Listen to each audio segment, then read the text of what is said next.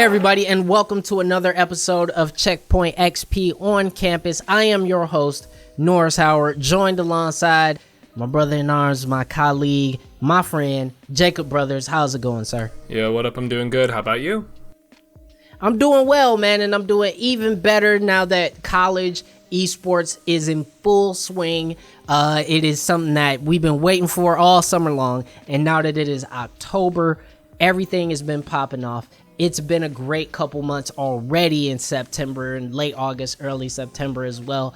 It's been really fun, but you know, I'm gonna be honest with you, Jacob, and this is something that has concerned me, is that it is still a little difficult to figure out who is supposed to be playing where.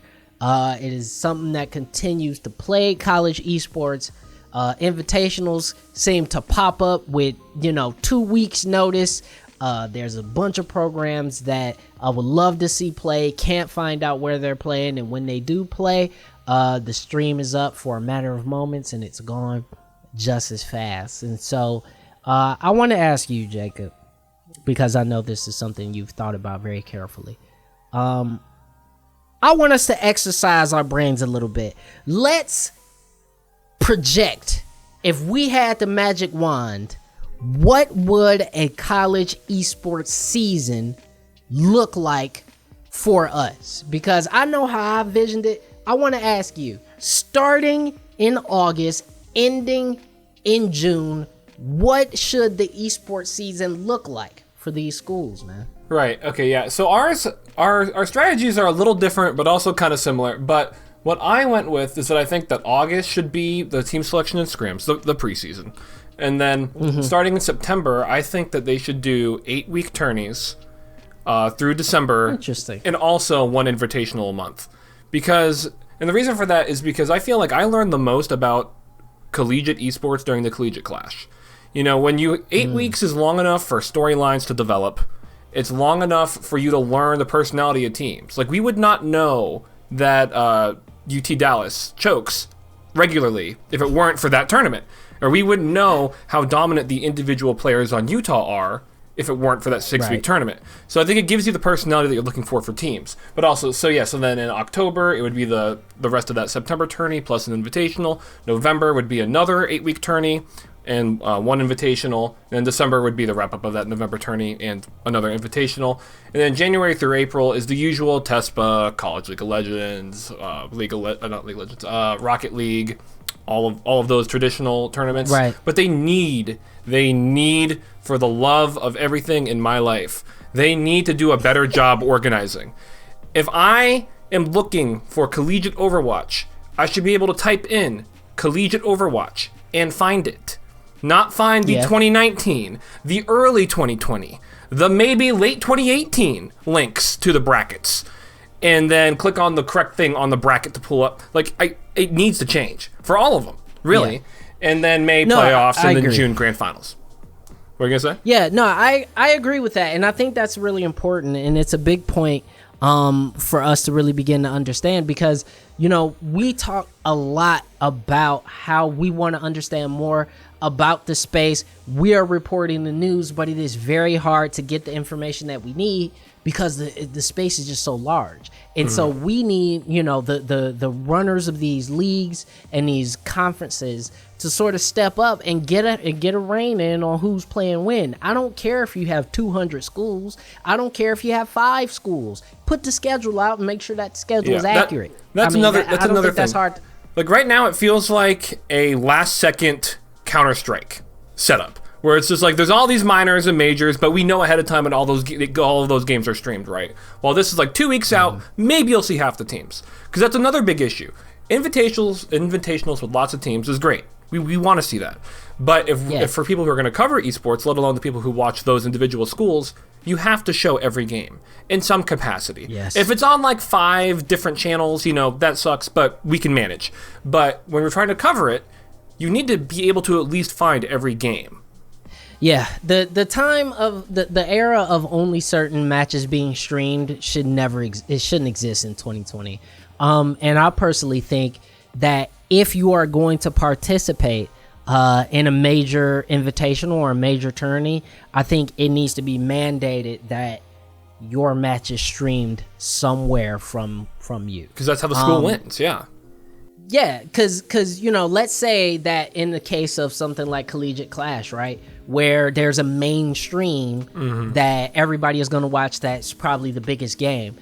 Okay, but I still want to be able to watch, Akron versus Mississippi State, because I haven't seen Akron all month long. Right. Can I want to at least understand why they're not winning the matches, and I can't do that without watching. And all these schools want to have their own studio for that kind of a thing, so let them. It's that simple. And so it's like, hey, do you have a Twitch channel? No, we don't. Well, make one, or you can't participate in the tourney. So I think that is very important. And so, you said that we differ a little bit in how we view this, and just a little bit. I really like your idea of a invitational every month followed by tourneys. I think tourneys starting out are really difficult to do for sure. at the beginning of a school year. I think you got too many kids moving around, coming in from other parts of the country. Some of them, well, not this year, but in the future, they'll be coming in from other countries.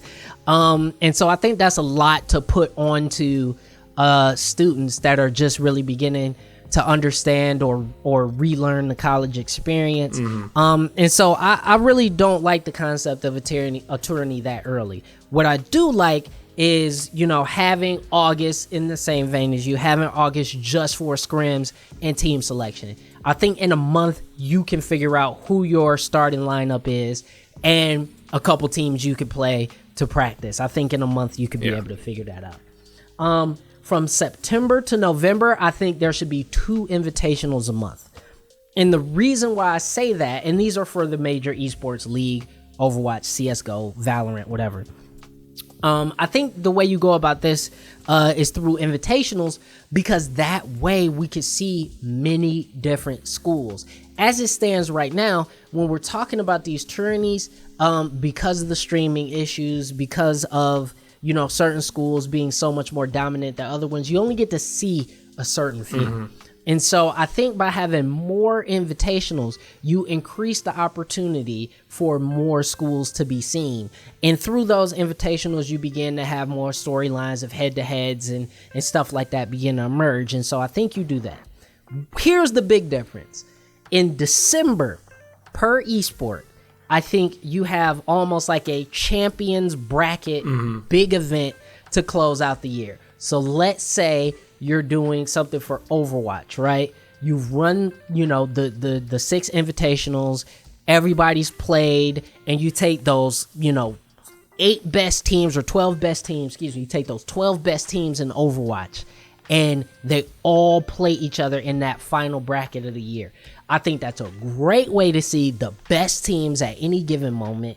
I think it's a great way to drum up the storylines that have been brewing since August. And I think it's a great way to end the year.